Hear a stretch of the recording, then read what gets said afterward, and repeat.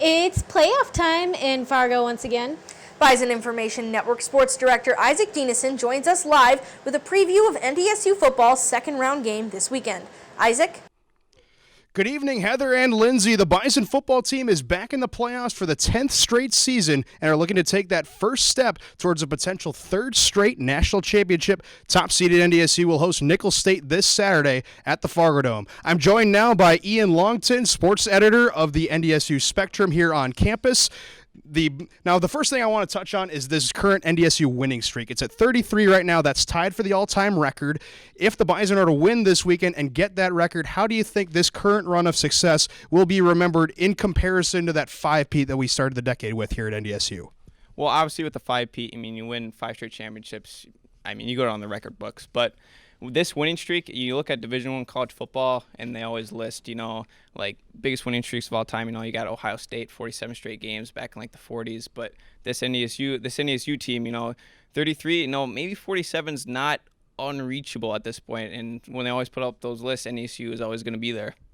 Now, as for this year, this Bison offense is currently at second in the country in total offense and fourth in points per game. What do you think? Who do you think has been the biggest standout this year on that side of the ball? I think it's got to be Trey Lance. When you go from Brock Jensen to Carson Wentz to Easton Stick, the transition to Trey Lance has just been seamless because he's efficient as a passer, but he just really just kills team with his legs. With the stable of running backs NDSU's got with Adam Cofield, true freshman Kobe Johnson, and actually Trey Lance is the second leading rusher on the team. When you got all that talent in the backfield, and it's just been really impressive. On the flip side of the ball, the NDSU defense is second in the country in total defense and number one in the nation scoring defense at just 12.3 points per game. What jumps out at you when you hear a stat like that? Their front seven is just creating pressure on the quarterback with, you got Derek Tuska, senior leadership, putting pressure on opposing team quarterbacks, making them make quick decisions, bad throws. You don't really let teams get into their game plan very much. And so then the secondary can capitalize and pick the ball off and take it back to the house. And final question here, keys to the game. If the Bison are to walk out of this game on Saturday with a victory, what do you think will be the biggest reason why? I think it comes down to stopping Nicholls State run game. They just torched UND for over 300 yards on the ground. Their running back, Julian Gums, he's rushed for 100 yards in 4 of the last 5 games, and their quarterback, Chase Forcade, he's kind of like Trey Lance. They kind of mirror each other. They're really good in the passing game, but where they take teams down is running on the ground when they scramble. They get out of the pocket, and they get to the second level. So if the defensive line and the linebackers can just keep those two guys contained, NDSU is going to be all right.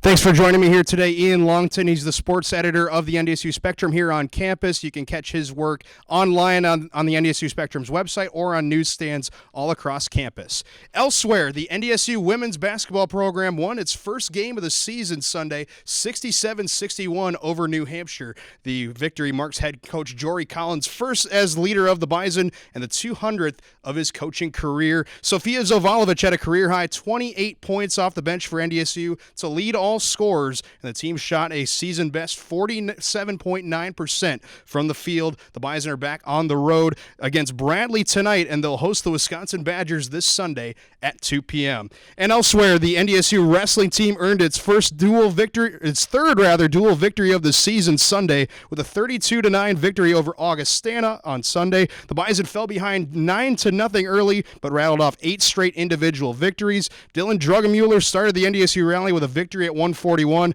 and ninth-ranked Andrew Fogarty continued his undefeated start to the season with his 9th win at 165. The Bison will compete in an invitational out in Las Vegas starting tomorrow. And that's This Week in Sports. We'll send it back to the studio. Reporting live from the NDSU Spectrum office, Isak Dinesen, Bison Information Network News. Thanks, Isaac. Still to come on Bison Information Network News, an opportunity to climb through the ranks. What video game tournament is coming to the Union this weekend? We'll be right back.